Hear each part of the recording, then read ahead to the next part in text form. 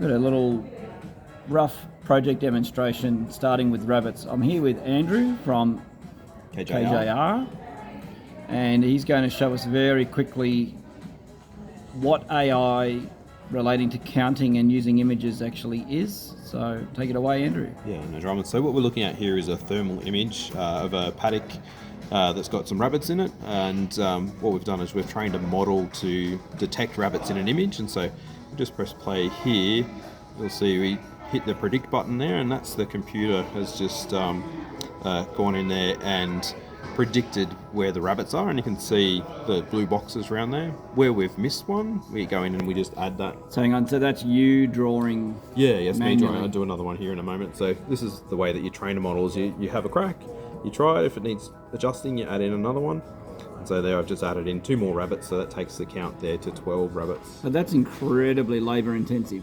That's a lot of time. To start with, yes, but then the more labelling you do, the better the algorithm gets at detecting things, and then the less labelling you have to do manually. So it's, the beginning is quite labour intensive, but then it becomes less intensive. The other thing to note is there's not too many models that do thermal detection. So if this was daylight, it'd be much easier.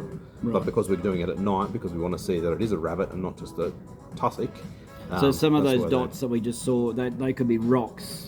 Here, they could be warm rocks, and that's a rabbit, but that's a warm rock. Yeah, and the way that we know that is that we were standing on site when the drone was taking this video, so we were about probably 25 metres away from the rabbits, so we were able to positively identify the rabbits in there. So, so that's the end of that one. And then if we're going to do this with our Brumbies... I'll move the camera out of the way. There we go. Mate, that's not a Brumby. No, that's a goat. So in this instance, how about we just add that one in there. So you're now adding a new identification object. Yep. So if we see a goat or something else... So that's project labels. We've now got a choice of a Brumby, a car, or a goat. Yeah, that's right.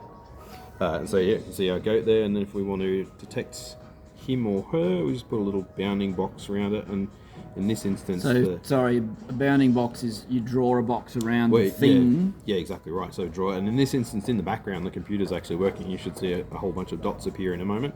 And it's found sort of the edge of the goat mostly. Yeah, it's a bit random. But that's the point. It's version 1, and so you correct it manually. Yes. So you drag the box. So we drag the box out there to get a bit more... it's not a box now. It's kind of an outline of the goat. Righto. So, and so then that will get added into the model. And so if we're going to do that for a horse...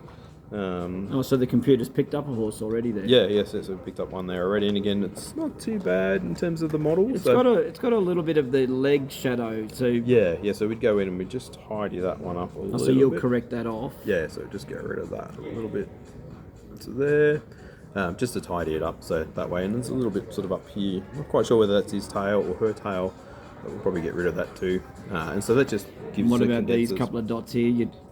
That's shadow, so you can push that back. You'd have to push that back. Yeah, so we just tidy it up. So that's a lot of work to do that on images. It is to start with, definitely. But then once you've done, pick a number, probably 100, the machine starts to get better at it, and then you start to have to touch things up as opposed to do the whole process there. Right. And then the more examples we get, the better the machine learns, and then the less you've got to do. And then it'll get to a point where we just pass it an image, and it'll give us back a count of how many horses or Brumbies are in there, and we don't have to do anything. So, and we can kick some of these images out to the public portal and get the public to double check and exactly right. Provide a stronger confidence to what the machine does. Yeah, exactly right. That's what we'd call the ground truth, to make sure that count matches, and that's how we judge how accurate a model is. Righto. So if we run that image again now that you've added a goat, do we run it on, because there's more than one goat in there? What happens if we run that again now with one training iteration?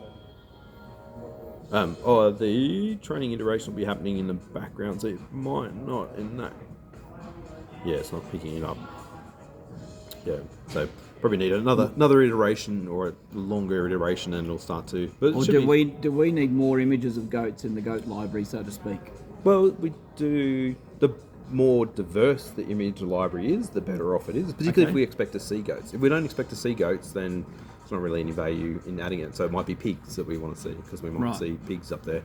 But if we scale out, we can put goats, pigs, deers, anything in there. Yes, even there's So we're not limited. not limited at all. Yeah, there's a person in here as well too, so we might be able to add Bit a of flag people. for a person. And Well, there's 2 more goats. goats. Yeah, it's exactly right. So we'd add them into the model and then iterate through that. So Okay. yeah, so it's definitely an iterative process. That's the way we approach it, is to start with the baseline, work on that, Yep. and then improve. You zoom out the image. Yeah. So when we ran this image after some training and a bigger library, it would pick up person, Yep.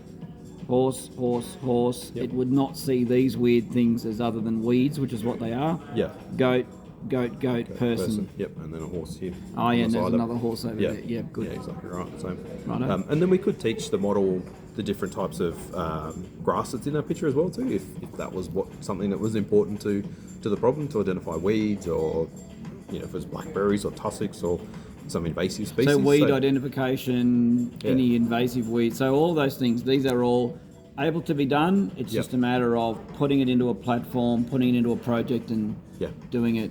And focusing it on the area, the localized area, because you can get models from lots of places, but they don't transfer really easily. So it might, we could have picked one else and it might have come up and said that, that was a cow. And we're like, actually, no, it's a horse. Or it might have Right. picked up a different pasture and stuff like that. So it is that localizing the model is what takes the time to iterate through. But the benefit of that is when you've got 1,000 images, then you just pump it at the computer and it spits back the results. The computer does all of that, Yeah. and we don't have to do it one by one. Yeah, exactly Right, right. perfect. Right, I think that's a good explanation to work people into Yeah. what is AI. Well, now you know a Is it little bit more about what it is. Yeah, exactly right. Practical example. So yeah, No, thank you, Andrew. yeah. Cheers.